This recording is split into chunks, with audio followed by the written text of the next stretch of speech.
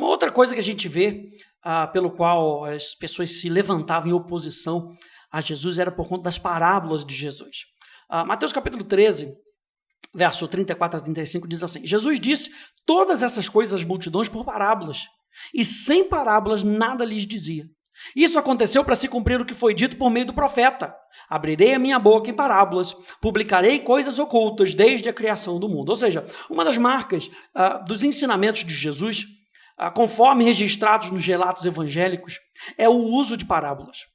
Estes não eram apenas aforismos alegres, alegorias, né? Eles eram uma ferramenta rabínica comum de instrução, usando atividades da vida real para ilustrar verdades espirituais.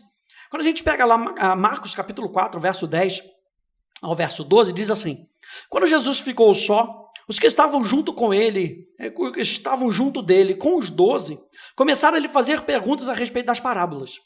Jesus disse a eles: a vocês é dado conhecer o mistério do reino de Deus, mas aos de fora tudo se ensina por meio de parábolas, para que vendo vejam e não percebam, e ouvindo ouçam e não entendam, para que não venham a converter-se e sejam perdoados. O que Jesus estava querendo deixar bem claro, pelo uso dele de parábolas, era para manter as multidões à distância. Porque uma parábola, como diz ali A.M. Hunter, diz assim: a parábola provoca o pensamento, desperta o discernimento religioso, peneira os seus ouvintes e desafia a sua decisão. Ou seja, Jesus não estava atrás de ouvintes. Jesus não queria só uma pessoa, pessoas e número de pessoas para que ele pudesse dizer: olha quantos ouvintes eu tenho no meu podcast. Jesus não estava atrás de ouvintes, Jesus estava atrás de discípulos. E uma parábola funcionava como um filtro. Naquela época, a parábola funcionava como um filtro, através do qual apenas aqueles que têm fome e sede de justiça passariam.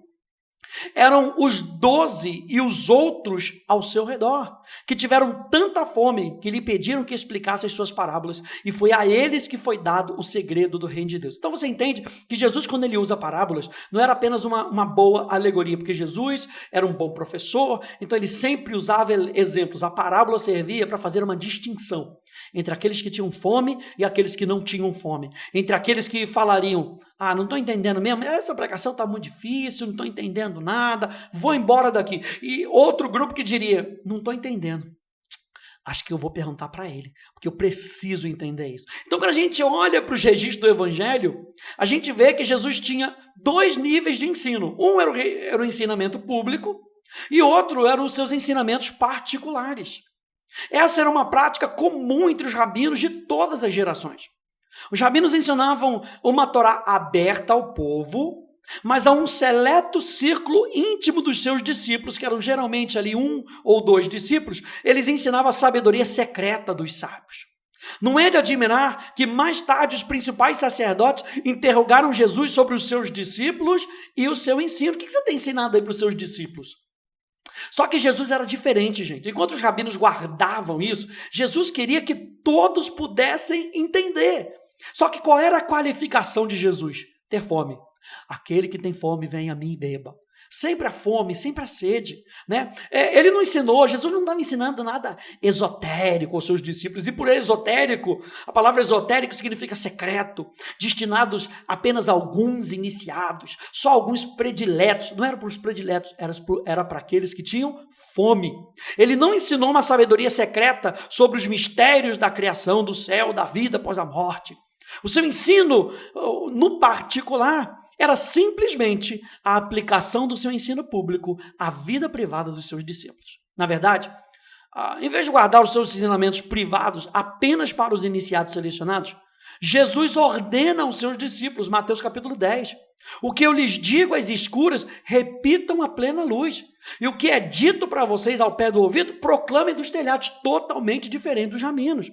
E na comissão de Mateus capítulo 28, você lembra lá, verso 19, verso 20, Jesus fala claramente com eles: portanto, vão e façam discípulos de todas as nações, batizando-os em nome do Pai, do Filho e do Espírito Santo, ensinando-os a guardar o quê? Só o secreto, só o público, só o que eles... Não, todas as coisas que eu tenho ordenado para vocês, o que eu ensinei para vocês no particular, ensinem em público. E eis que estou com vocês todos os dias até o fim dos tempos. Então, na verdade, a única coisa que Jesus ordenou aos seus discípulos não falar foi a sua identidade como Messias, como Filho de Deus. E esse comando, ele termina após a sua ressurreição. Porque a partir do livro de Atos, quando você olha lá para o livro de Atos, os discípulos proclamam claramente que Jesus é o Messias. E lá em João capítulo 18, então, Jesus pode dizer a verdade ao sumo sacerdote. Quando inquirido pelo sumo sacerdote, Jesus lhe respondeu: eu tenho falado francamente ao mundo.